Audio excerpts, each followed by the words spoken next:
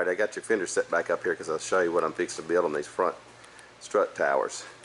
So in here I've washed all that top off there and cleaned that up and leveled that, and then I'm going to do some like 3/16 plate and make a little curve around landing that'll level that off, and then fabricate the ends of this back up into that and have that bottom, that area come up into it as well somehow. So I want to show you what it looked like before, and then I'll show you what it looks like after. Just kind of hold on loosely and start fabricating. There's a big old motor in it. Big turning point in this project. I finally got the hood up here, and I was going to show you how all this is looking. The hinges in place and mostly finished up. There's some more securing I'm going to do, but I'm going to go ahead and secure the body now.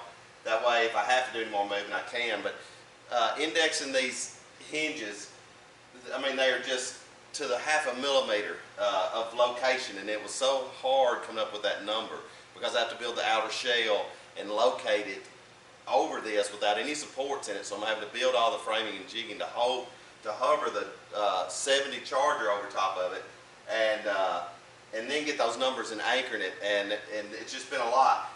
And then get to frame the blower and all the height and stuff, and also the cylinders working. So I want to show you how this is looking and how it's working. Look at this. It's perfect. And then the location of the blower, the height of the blower, all that's, you couldn't have got any better. So I'll give you a closer look at how these hinges and stuff look, but couldn't be any better. Alright, I've got a lot more trimming and cutting to do under here, but now that I've got this height set, it's good, and you can see how the cylinders look and all that.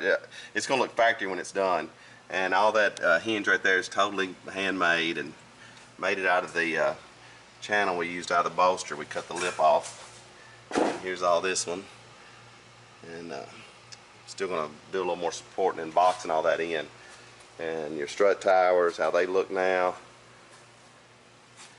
and you can see how good all that works. And this is how it looks here, and all this will go up inside here. There'll be a pocket for it inside the cowl.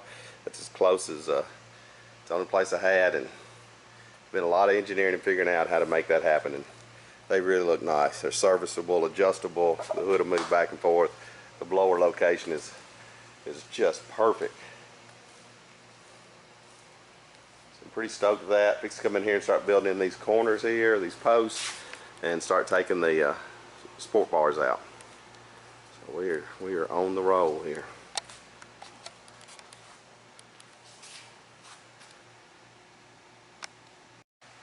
Alright, quick update. I was able to get these posts tack welded in now, and then I've got all this built in between these two posts.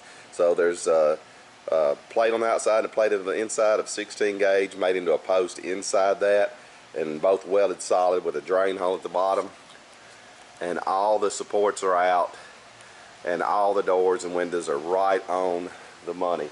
So I'm fixing to start working on this cowl and wiper system, and I'm going to use the Hellcat motor and the Charger wiper transmission and flip it around inside the car to make it run with the Hellcat motor, and I'm going to put it right here where the airbag was over the dash, hopefully is the plan. But it's a lot of cut and showed to fit that piece right there, and I've really cut apart quite a bit for this. So just want to show you how good that turned out.